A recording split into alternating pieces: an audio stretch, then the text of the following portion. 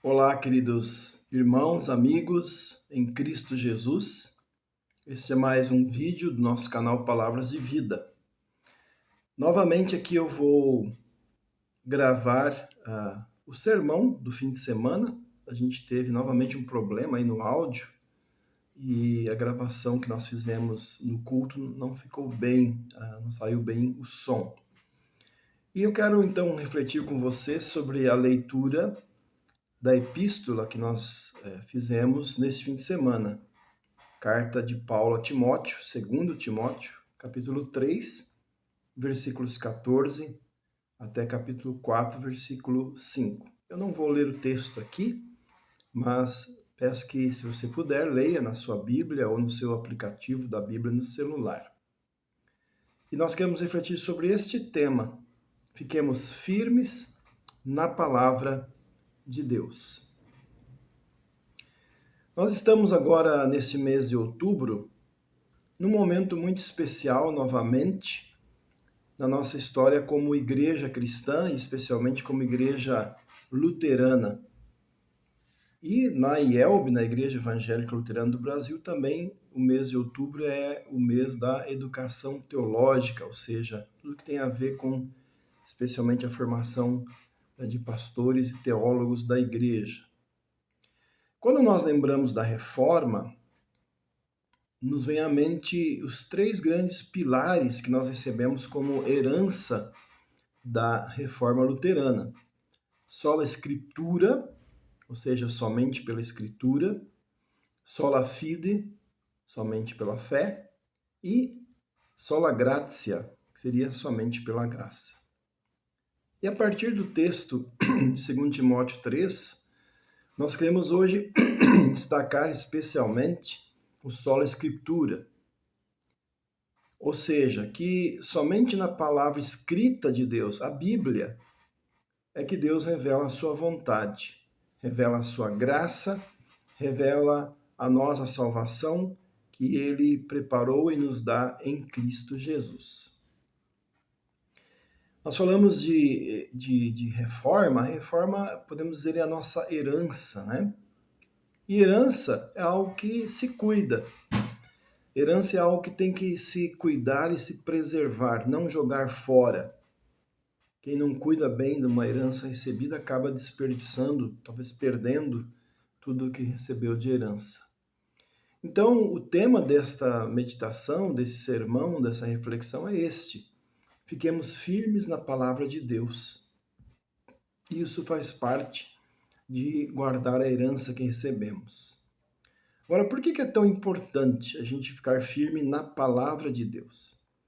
E aí o apóstolo Paulo, então, no texto de hoje, de 2 Timóteo 3, 14 a 4, 5, nos mostra pelo menos 3 motivos para nós ficarmos firmes na palavra de Deus. Fiquemos firmes na palavra de Deus, em primeiro lugar, meus irmãos, porque ela nos torna sábios para a salvação em Cristo Jesus. Paulo escreve para um jovem pastor, que é o Timóteo, né, e ele diz assim: desde menino você conhece as Escrituras Sagradas, as quais lhe pode dar a sabedoria que leva à salvação por meio da fé em Cristo Jesus.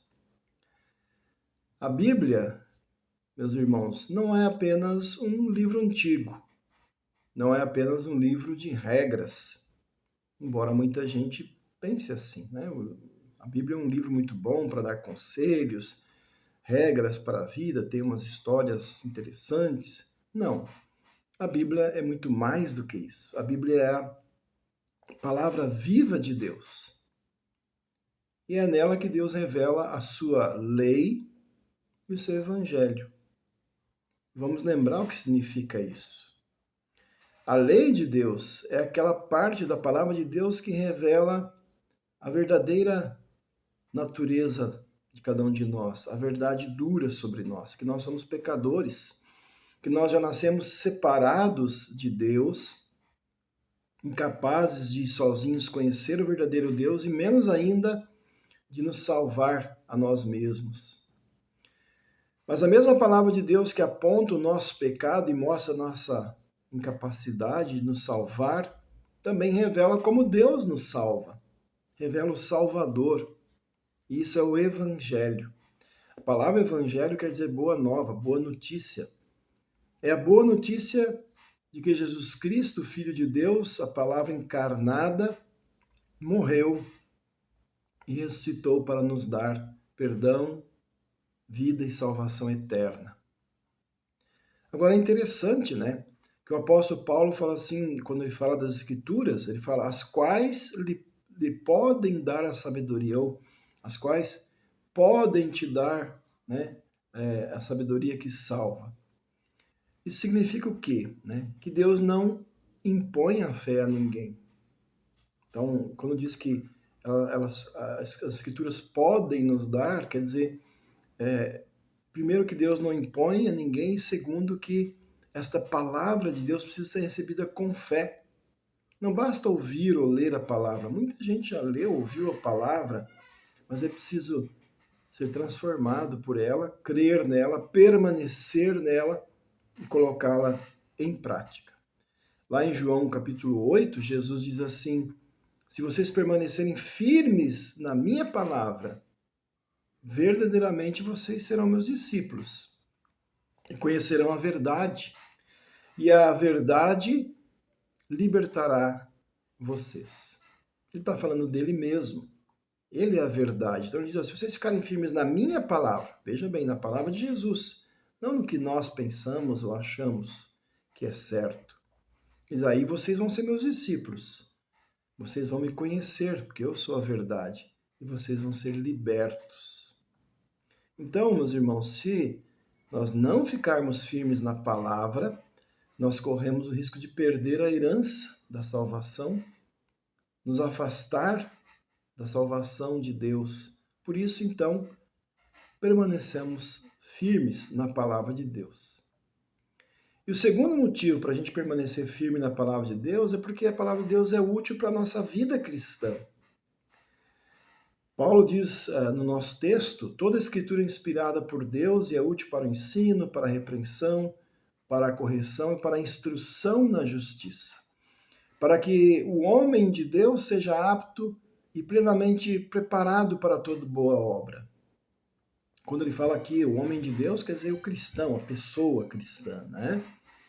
E lembrando, né, ele fala ali no final, que a Bíblia serve para a instrução na justiça. Aqui significa como viver, mas também justiça na Bíblia significa a justiça de Deus em Cristo. Então, como viver na fé em Cristo. Então, a Bíblia tem autoridade, ela não é um livro qualquer. É Deus que fala por meio da Bíblia. E a Bíblia, ela é muito prática, né? Ela ensina a verdade, ela corrige quando nós erramos, ela nos aconselha, ela nos mostra o caminho certo a seguir e ela prepara a gente para viver como filhos e filhas de Deus. Tem muitos livros, né, que nos ajudam, nos ensinam a viver melhor. Livros sobre saúde, sobre boa alimentação, sobre bons hábitos, né, de exercício físico. Livros que falam sobre como educar os filhos, como organizar a vida e assim por diante. Certamente temos muitas coisas úteis nestes livros, mas há somente um livro que ensina como é que Deus quer que a gente viva diante dele, como viver como seus filhos. É a Bíblia. Nela a gente vê exemplos de fé, de pessoas que lutaram, que pecaram, que venceram, e acima de tudo, pessoas que sempre voltaram a Deus buscando perdão e arrependimento. E a Bíblia mostra um plano de salvação do início ao fim que se cumpriu em Jesus Cristo. Então, fiquemos firmes na palavra de Deus, porque ela nos guia, ela nos fortalece, ela nos aconselha, ela nos prepara também para as boas obras que agradam ao nosso Deus. Nos mostra como que a gente deve pensar, planejar, agir e reagir nas situações da nossa vida aqui no mundo. O terceiro motivo para a gente ficar firme na palavra de Deus é porque tem muita gente que quer nos enganar, meus irmãos. Paulo escreve no texto a Timóteo: vai chegar o tempo em que as pessoas não suportarão a sã doutrina. Ao contrário, sentindo coceira nos ouvidos, juntarão para si mesmas mestres, conforme os seus próprios desejos, e se recusarão a ouvir a verdade, e se voltarão para os mitos ou para as fábulas. Meus irmãos, esta realidade que Paulo descreve já está diante dos nossos olhos.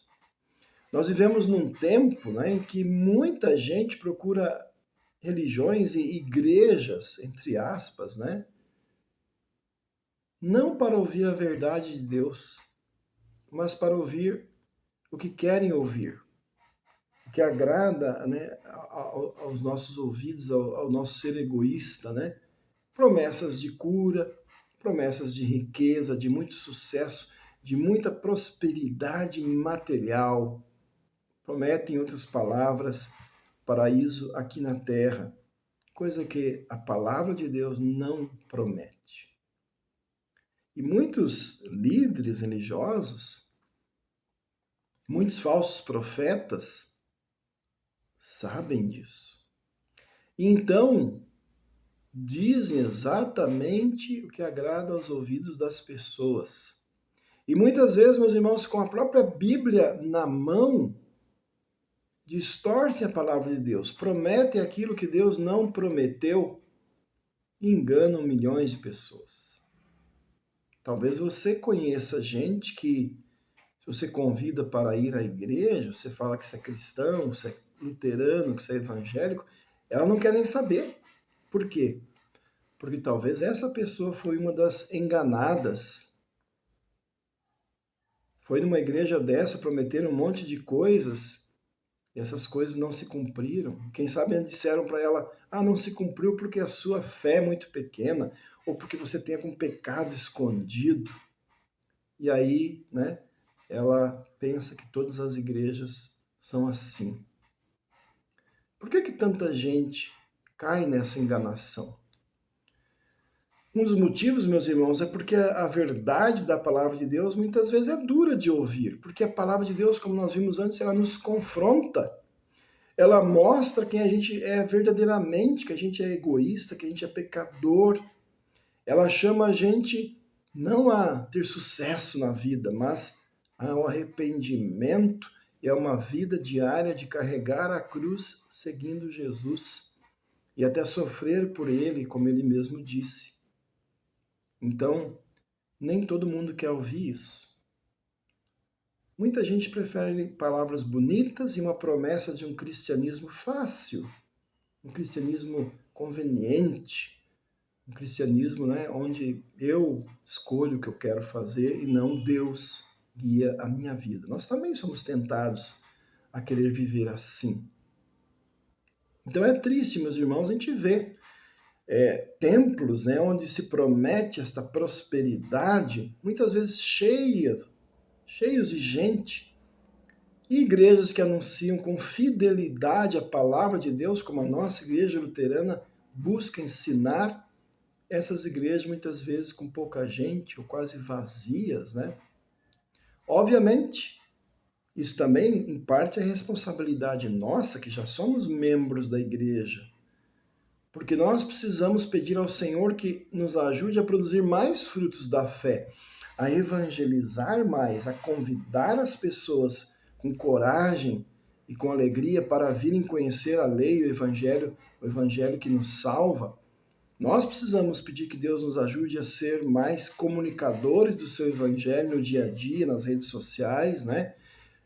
Pedir a Deus que nos ajude a valorizar mais a herança maravilhosa que nós recebemos, que é o evangelho. Mas também as igrejas que pregam com fidelidade a palavra de Deus, às vezes estão vazias exatamente por isso, porque nós aqui ouvimos verdades que nem sempre queremos ouvir, que o nosso eu pecador não quer ouvir. Como eu disse, que somos pecadores, que a vida cristã não é fácil e que Deus não prometeu o céu aqui na terra, mas sim depois o céu lá na eternidade, onde tudo será maravilhosamente melhor, incomparavelmente melhor que aqui. Ele prometeu algo de muito valor, muito maior, vida eterna com ele. E aí então, meu querido irmão, irmã, eu quero perguntar para você: você está firme na palavra de Deus? Eu acredito que muitos de nós vamos responder assim imediatamente: sim, eu estou firme.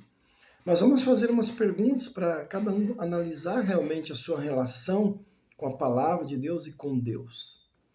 Você lê a palavra de Deus todos os dias? Um pouquinho além, você medita nela, quer dizer, você pensa no que você leu?